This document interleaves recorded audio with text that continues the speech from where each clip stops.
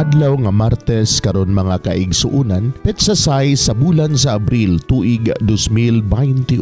Ang pagbasa kinutlo gikan sa Ebanghelyo sumala ni San Juan kapitulo 20 bersikulo 11 ngadto sa 18.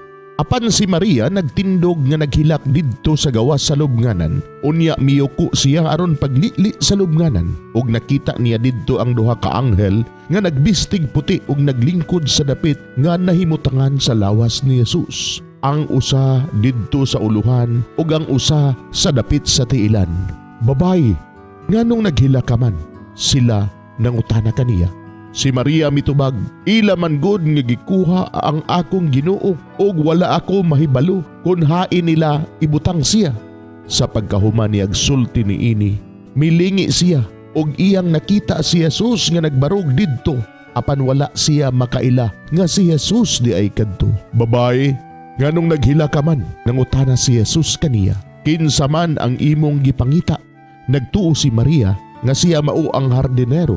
Busa miingon siya kaniya, kung ikaw maoy nagkuha kaniya, tug-ani ako kung hain mo siya ibutang, kay kuhaon ko siya. Si Jesus miingon kaniya, Maria. Ug si Maria miatubang kang Jesus ug miingon sa Hebreo, Rabunay, nga sa ato pa magtutudlo. Unya giingnan siya ni Jesus, ayaw ako gikapa kay wala pa ako makabalik sa amahan.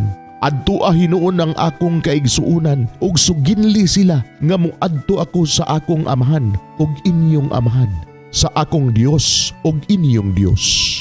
Busa gisuginla ni Maria Magdalena ang mga tinun-an nga nakakita siya sa Ginoo ug gisaysay niya kanila ang gisulti ni Jesus kaniya. Mga igsuon, ang Ebanghelyo sa Ginoo. Daygon ikaw o Kristo.